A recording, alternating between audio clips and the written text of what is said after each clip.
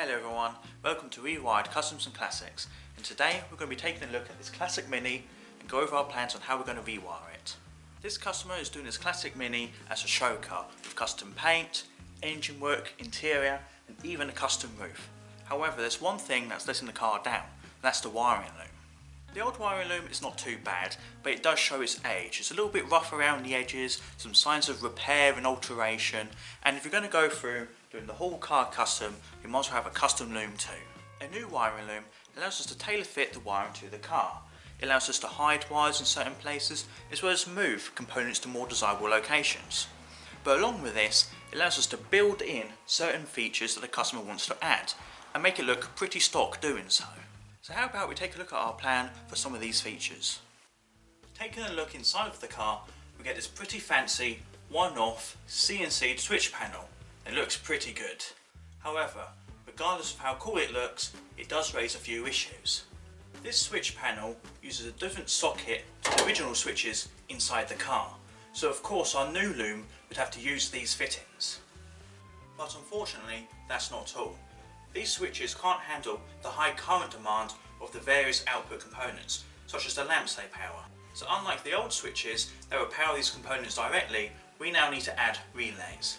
These will convert the low current signals from these switches into the higher current outputs that the various components need. The only issue is that we need somewhere to hide them, out of view, but still be easily accessible if they ever need to be changed. One of the things that hold back classic cars, such as the Mini, is the fuse box. Old fuse boxes have old fuse box problems. A fuse is a sacrificial component designed to remove power from a circuit that's drawing too much current. Doing this protects your car from further damage from short circuits and similar issues, and prevents stuff like components smoking and wires melting and so on from just drawing as much current as they can. On the classic Mini, the fuse box is located behind the engine on the bulkhead. Now this is not a bad area as such. Most modern cars also have a fuse box in a similar place, but I think we could do something better, somewhere not exposed to so much temperature, moisture and other outside elements. However, the main reason we want to change the fuse box is to update it with modern fuses. Modern fuses are more accurate and more highly available than the old classic fuses. This way, in years to come, if there's ever an issue on a road trip or at a car show where a fuse blows, they can easily source a replacement at a petrol station or service centre without much hassle.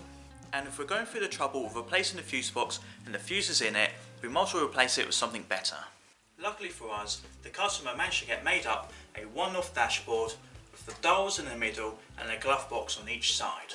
The glove box on the passenger side is going to be the day-to-day glove box, like you would on a more modern car. However, the glove box behind the steering wheel that's not as easy to get to, that's going to be the perfect place to hide the fuse boxes and the relays. This allows the new wiring and the new components to be hidden from sight unless you open up the little service door to get inside. And unlike the old fuse box with a very limited amount of fuses, we can have as many as we want for the various additions to the car. And perhaps even add a couple extra in case they wanted to add anything in the future. And with the fuse box inside of the car and not in the engine bay, this gives us two benefits. For one, it's no longer exposed to the outside elements, so it should be longer lasting. And two, if a fuse blew for a light or something like that, you can safely pull over and investigate the fuses without getting outside of the car.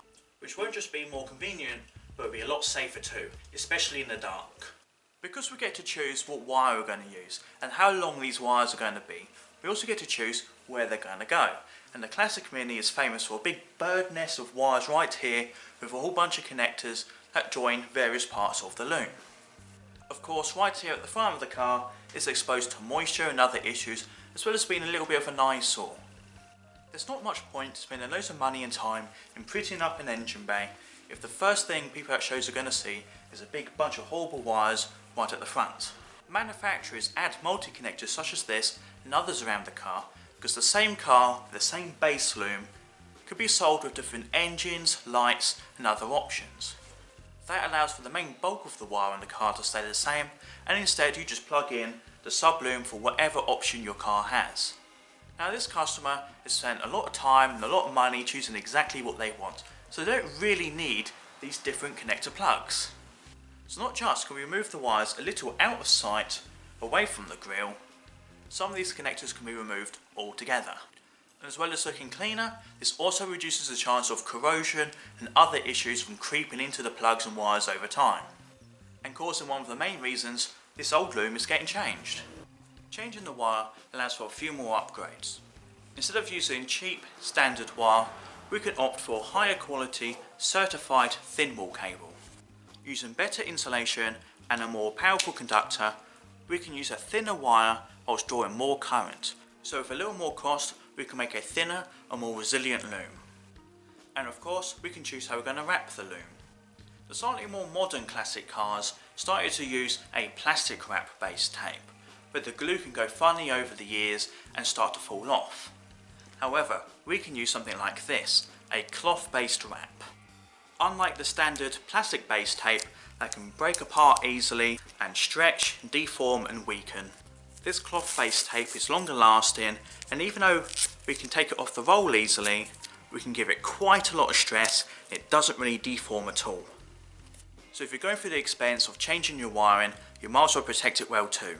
And even though we can do a lot to hide some of the wiring, we're not magicians. Some wire is always going to be seen. So why not go a little bit further and use this flexible net based wrap, which helps protect the wires and give it a more motorsports look.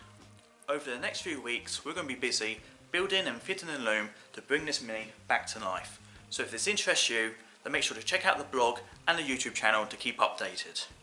Thank you for watching.